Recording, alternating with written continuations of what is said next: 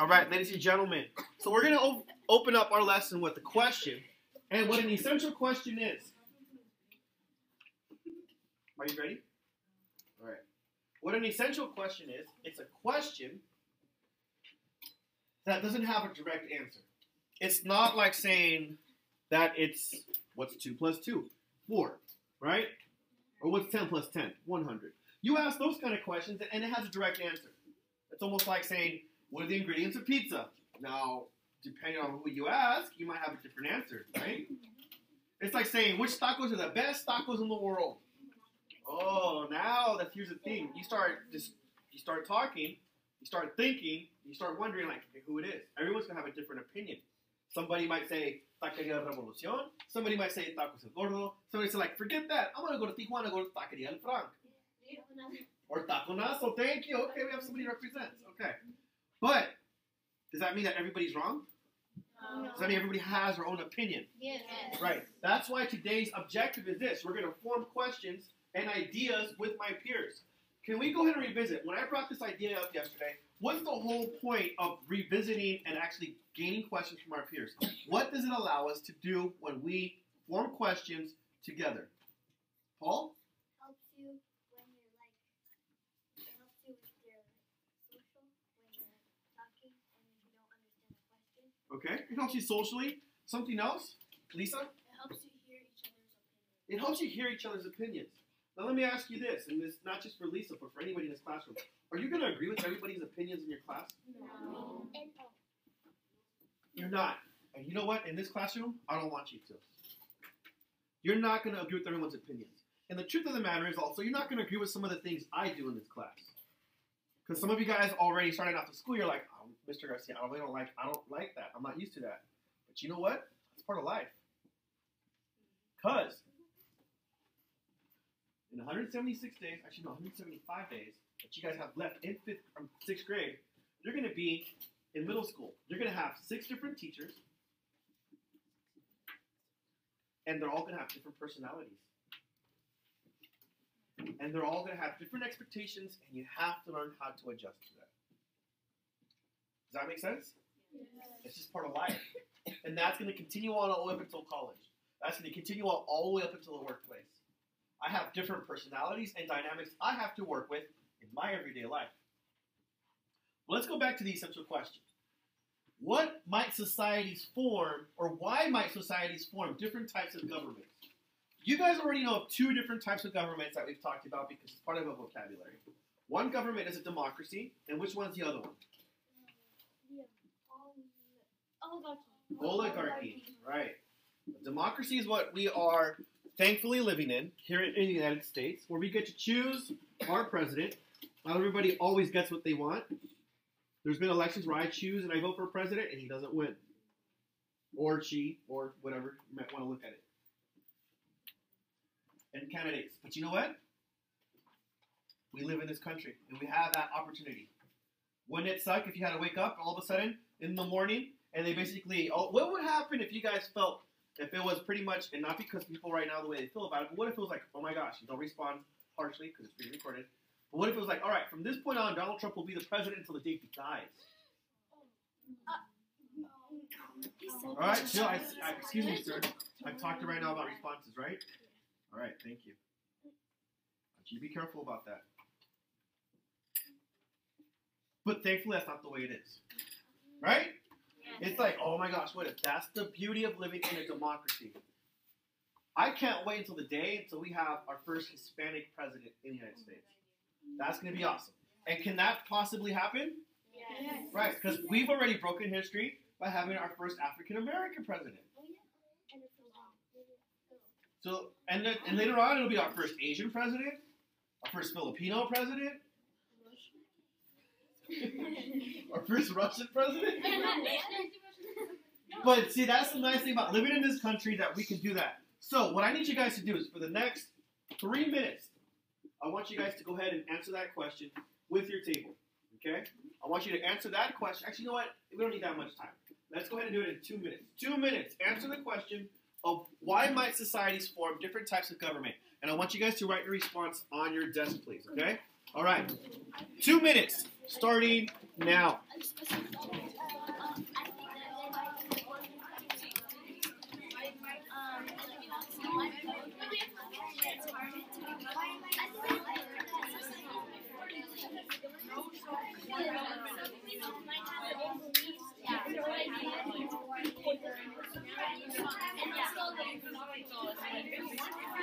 You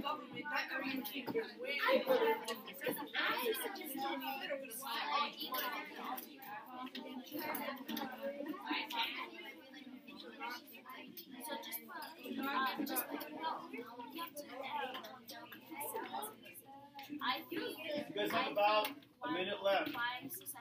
It's not a right or wrong answer, please. You have about a minute left now.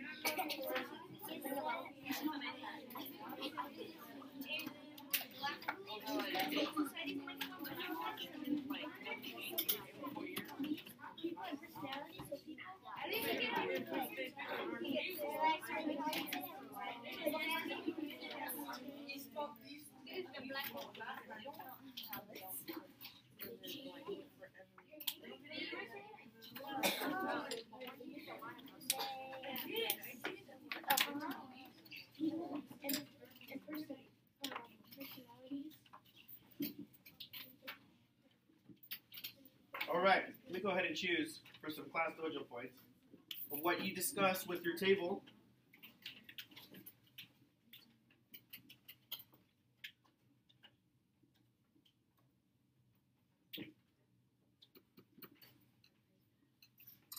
Marielle.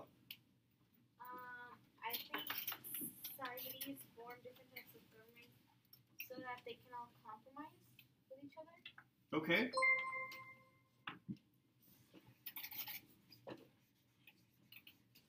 So that societies may compromise. Okay, that's a good answer. Luis? Why didn't different people have different governments? Why? Why do you think so? From what you did talk, because I do know you talked to your table partners. So, why do you think so? Because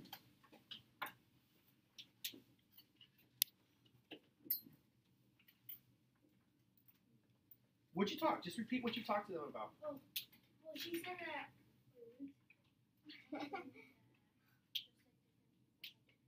Yeah. Different. Go ahead and repeat that, Luis.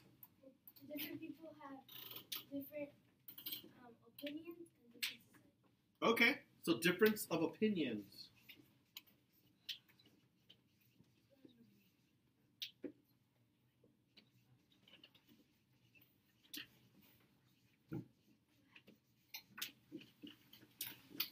Differences of opinions. I'm using Class Dojo right now. You just pray to the Class Dojo gods or whatever that. Juan, why do you think societies have different types of government? What did you talk to with your group? And thank you for standing up. I'm actually going to give you a role model because you remember to do that. Remember that? When you get chosen?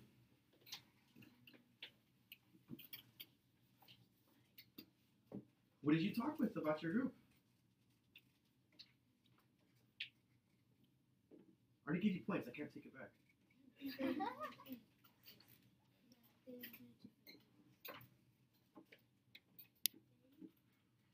Repeat what he said. That's cool. He's helping me.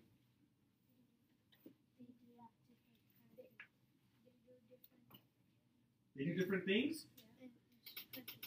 Okay, each country does different things.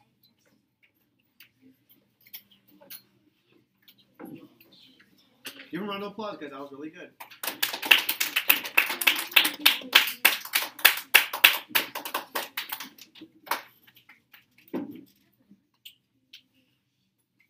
I'm going to add this in parentheses, or has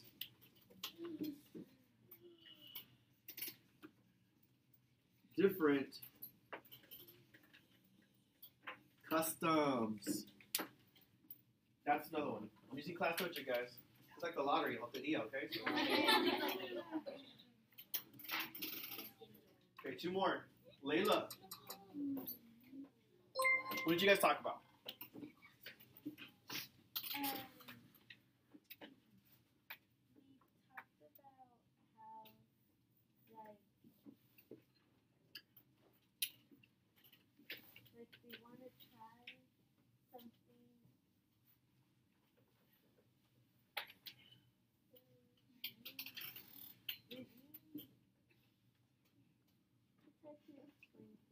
Well, how did you guys explain it to each other?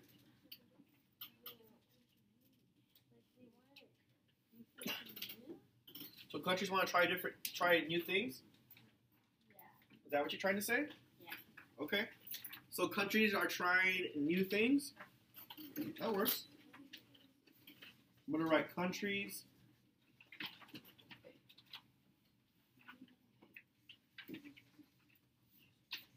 try new things. Can I ask you guys a question? The last two answers, I've had the word countries. Where's the word countries inside here? Society. Societies are different. Societies are a group of people. A gang is a society. The gangs exist in the United States, right? They got their president, they got their leaders. Right? Societies do things differently. What about even schools? What about classrooms? Is our classroom society? Yes. Yeah, we have different leadership styles. Right? Let me do one more. I'm going to use Class Dojo. Mr. Lofton. What? Okay. We believe that societies might form different types of governments because some places have different beliefs, people, and personalities. So people set up certain government systems to adjust to the people's needs. Okay. Wait, different beliefs? What else? People and personalities.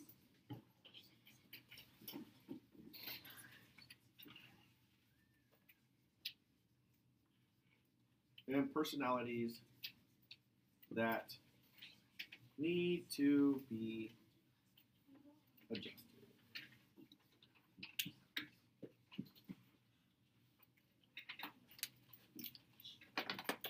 All right, ladies and gentlemen, these were great questions. Let's go ahead and focus on the next page, and we're going to go ahead and read what's known as Aristotle and Democracy.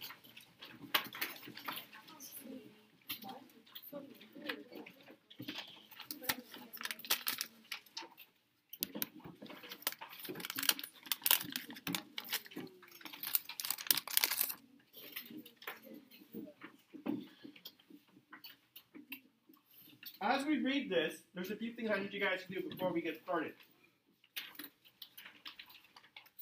The first one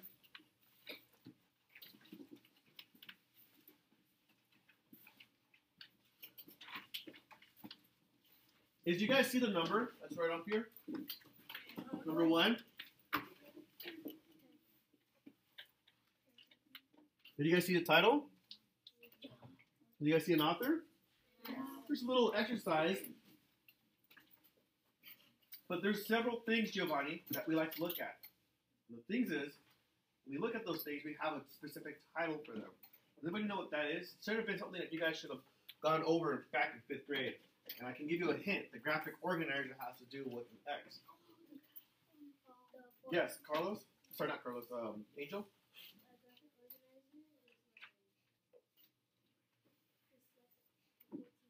4 T's. How many of you guys agree with that? You guys remember that? Yeah. We'll be doing the 4 T's, but because of time and because of trying to catch up with this, I really want to at least acknowledge and being able to at least recognize what we're looking at. The reason why we do and recognize these text features, and I need all eyes over here, is because this is basically when it says cite textual evidence, that's where it is. You cite textual evidence from the text features. You need to identify according to, am I going to use a title? Am I going to use the author? Or am I going to use the paragraph as a reference? I have to choose one of those 3 options in order to give my answer to. Okay? Especially when we do the 4 E's. I need to give my answer according to all of those. So, let's go ahead and identify. Ladies and gentlemen, what would this be recognized? Aristotle and democracy. What is this portion? And whatever I'm doing on here, you need to do as well. So I underlined it. What would we recognize this as, Mr. Zavala? What is this known as? The title. Thank you, sir. The title. Michael K. Smith. Sean, who's this? This is the author.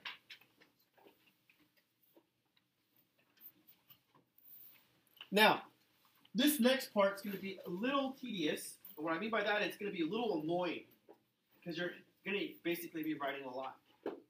Because of time and because of the video, I'm not going to have you do it right now. I'm going to have you guys do it once we're done. But traditionally, we can at least do the first paragraph. This right here is paragraph 1. I need you to circle it.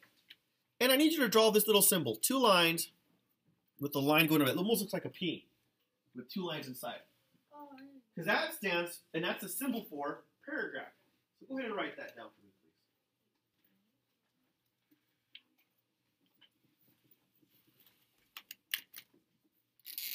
It looks just like this.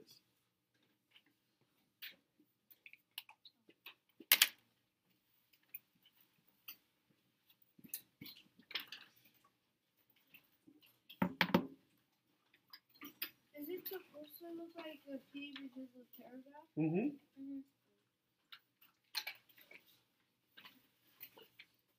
What you're going to do after that, just with the first paragraph, is write the number 1, 2, 3, 4, 5, 6, 7, 8, 9, 10, 11, 12, and 13.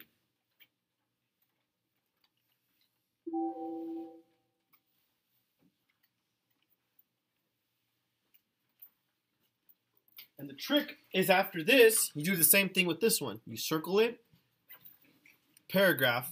Now let me ask you a question. Jose? On paragraph 2, on this first line that's right here, am I going to put paragraph number, line number 1 or 14? Good job. Why? Thank you. You're going to put number 1 again because it's a new paragraph. And I'm only going to do that one just because of time.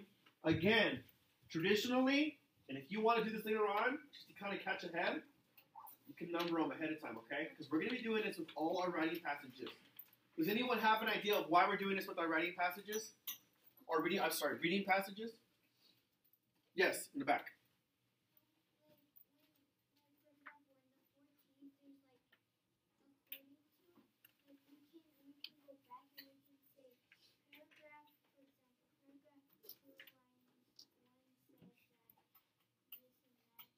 Correct.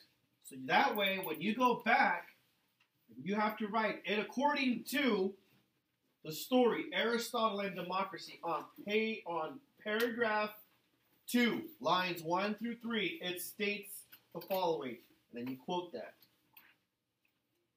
That way, you're very precise in your writing. You're always having that textual evidence, okay? All right, go ahead, ladies. I need you guys paying attention, please.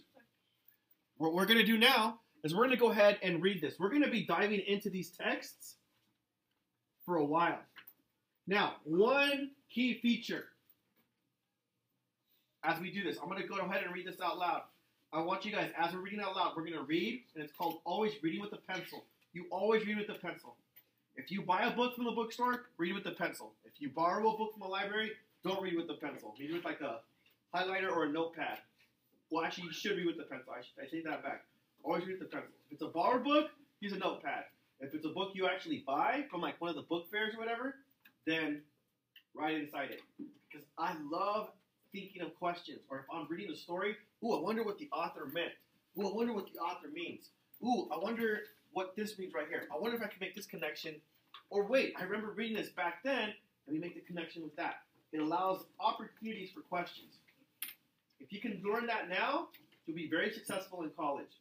The reason why I tell you that is because I did not learn how to read like that until I was actually in college. I never read with a pencil. Until one time somebody told me, when you read all these books that you have to read for college, read with a pencil and write in it. Write notes, ask questions, make exclamation points. Write inside it so you know that you know what you know. It's a lot of no's, isn't it? That way that you can just know your stuff. Okay? All right. We're going to go ahead and start reading.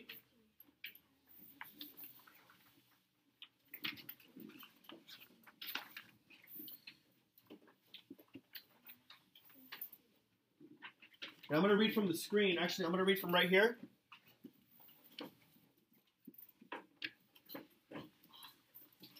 And I need everyone following what I'm doing. If you see my pencil and my eraser on here, I need you following along. Democracy is a system of government where the citizens vote and rule. Democracy comes from two Greek words. The first is demos, which means the people. The second is kratia, which means power. In a democracy, the power is with the people. Many historians acknowledge that democracy has its roots in ancient Greece. Aristotle, a Greek philosopher, is known for his writings on democracy among many other topics. All right, let's go ahead and stop there really quick. What does the term democracy mean according to this? Not according to the dictionary.com definition that we came up with in class. I need you guys to go ahead and huddle together and come up with the origin. There's two words. What does it mean? Go ahead and talk to each other. You guys have 30 seconds.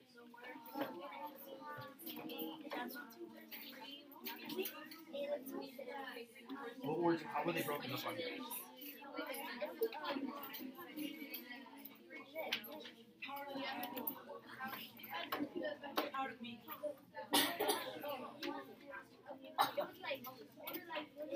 What does it mean? What does demos mean? Okay, what does creation mean? So just put those two definitions together. People, power. So what does that mean? That the people have power. Just people have power. What I say goes. What we decide together as a group goes. What you have to say, you have power. You have power. You have power. You have power. I have power. Everybody has power. Okay. Right? You guys have that ability to basically say what you want. That's pretty much what it is. Democracy means what?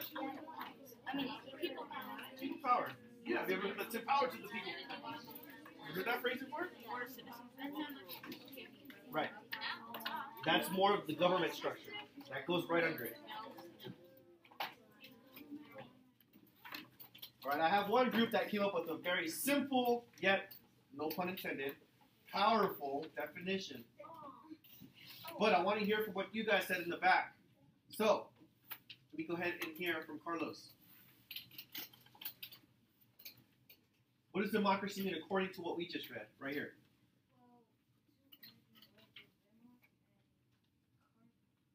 Kratia?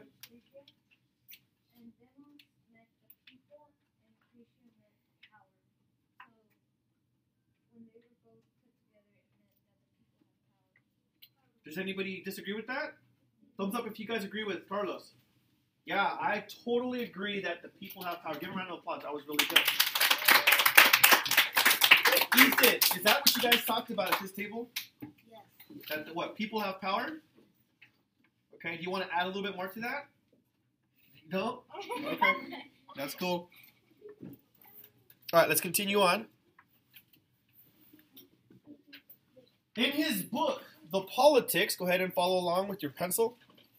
Aristotle wrote, democracy arose from men's thinking that if they are equal in any respect, they are equal absolutely.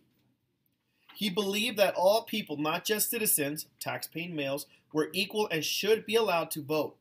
Then he reasoned that they could control what happens in government, which would benefit that society by having all voices heard. Aristotle wrote in his book, The Politics, if liberty and equality, as is thought by some, are chiefly to be found in democracy, they will be best attained when all persons alike share in government to the utmost. I'm going to pause really quick right there. We noticed, and I'm going to make more of a reference, not so much to what he said, but to a feature we're looking for. Remember remember how we started off looking about text features? Is there a specific text feature right here that is a little different than what we've been reading on the top? What? Who said that? Mario, what did you say? It's a quote. How do you know it's a quote? Because it has quotation marks. Can you all go like this, please? Put your fingers up in the air.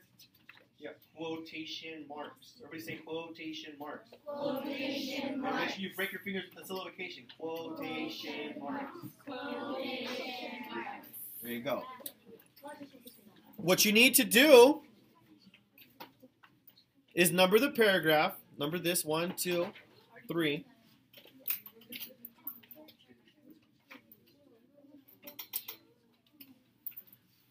And put quotation from Aristotle. This right here can be, according to Aristotle and Democracy, on paragraph 3, lines 1 through 3, he said the following: if liberty and equality, as it's thought by some, are chiefly to be found in democracy, they will be best attained when all persons alike share in government to the utmost. Remember, this is a first read, and the reason why I'm having you guys go through this is for you guys to just basically understand what we're reading. We're going to go revisit this after recess again and break it down even more. All right, we're almost done.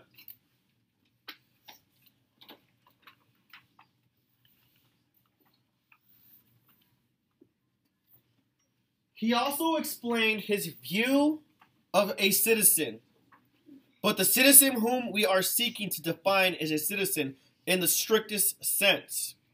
And his special characteristic is that he shares in the administration of justice and in offices.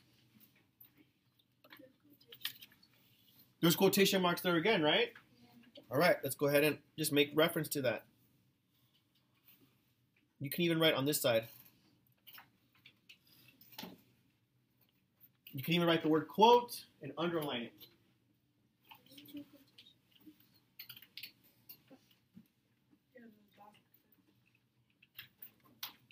Actually, it doesn't finish, because look at, let's go ahead and analyze that. You see the quotation mark starting right here, right? At the same time, I want you guys to look. Where does it finish? Does it finish right here? No. Right here? No. Right here? We're all right here, right?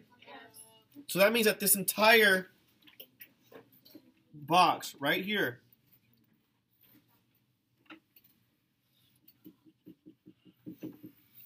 is that an entire quote? Yes. Yeah, that's directly. This is what you know as a primary source, ladies and gentlemen. This is a direct quote. You know what we use nowadays for that? And people love it, and especially a lot of people within politics and education and sports. Those three major things is Twitter. Because Twitter is a primary source. Well, you said on Twitter the other day, the same could be applied for Facebook and Instagram. But if you ever watch like ESPN or you watch the news stations, they'll always be talking about athletes or even like Entertainment Tonight, athletes, movie stars, and politicians. What they said on their Twitter account. Thank you. Yes, covfefe. That's a quote. That's a new word now. I think that was an autocorrect misspelling from our president. But anyhow, what it is that that's what it allows you to do. It allows people to express themselves. So, like if Aristotle would have had Twitter back in the day, he probably would have posted this. But he doesn't. because he's dead. He's been dead for a long time. All right. Let's keep reading. A true citizen, according to Aristotle, is anyone who has the opportunity or power to be part of the legislative and judicial process. What's more, Aristotle outlined how democracy is different and better than other forms of government. He wrote in the Politics. Why do you think that term politics is, that's known as italicized? I want you guys to go ahead and write that word next to it.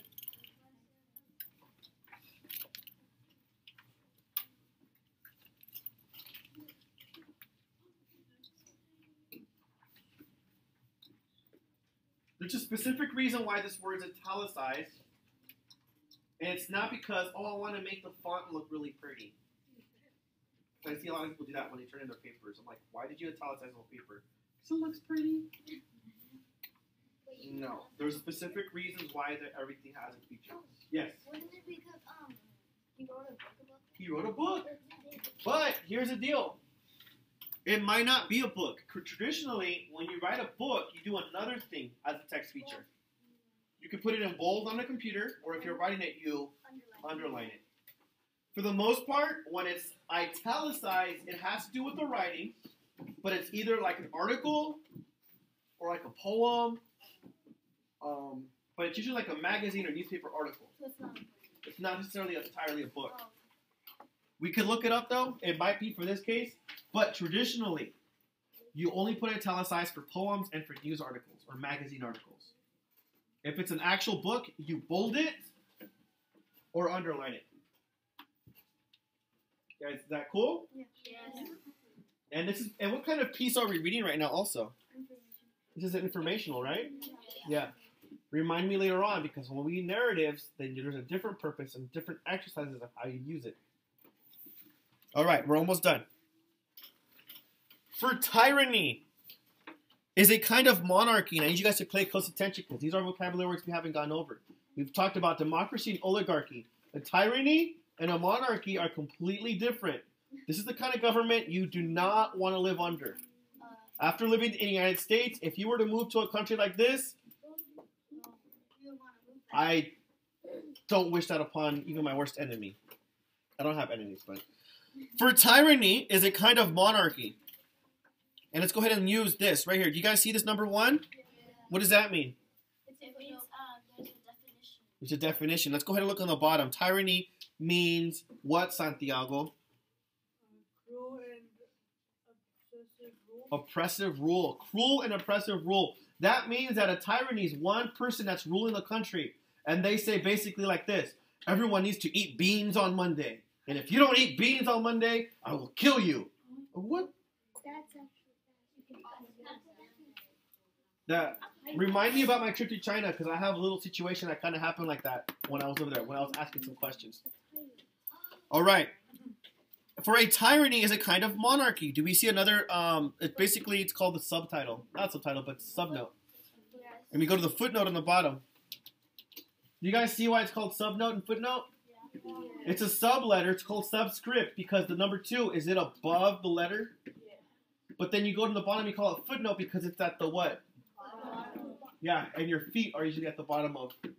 Get it? Sub is up here. Foot is down there. All right?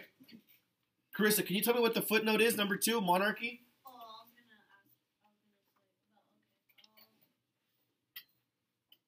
It's on yours. Number 2. monarchy ruled by one usually inherited position. A position, you're right. The Queen of England. That's a monarchy. The King or Queen of England. They're kings, right? That means that her son, Prince Charles, is the one that's going to be next to king. That means that his son, Prince William, is the one after that. And after Prince William, I think he has a son now. Yeah, he does. It's his son. There's 4 heirs to the throne right now. Nobody in England could say like, oh, I'm going to be the next king. No, you're not. You can't do that. Yes. Well, isn't England the only place that has a king? Oh, there's other countries, but they're smaller. We just don't hear about them too much. I don't care about them. And a hush fell over the crowd. Ladies and gentlemen, I need you guys to seriously. We're almost done here. And this lesson is going up on YouTube. So if your parents decide to watch it later on, they're going to hear these interruptions. Okay? Thank you. Which has in view the interest of the monarch only. Oligarchy, number 3, and I'm going to go ahead and just read the definition because we know ruled by a few, usually by a privileged group. I'm only reading that because that's already one of our vocabulary words for the week. Has the view of interest in the wealthy, democracy of the needy. None of them the common good of all. Tyranny, as I was saying, is monarchy, exercising the rule of a master over the political society. Oligarchy is when men of property have the government in their hands. Democracy is the opposite. When the indignant and not the men of property are the rulers. All right, we're going to go ahead and put a pause on that for right now. And we're going to continue in a minute when we come back from recess, but I also have to go over a few things.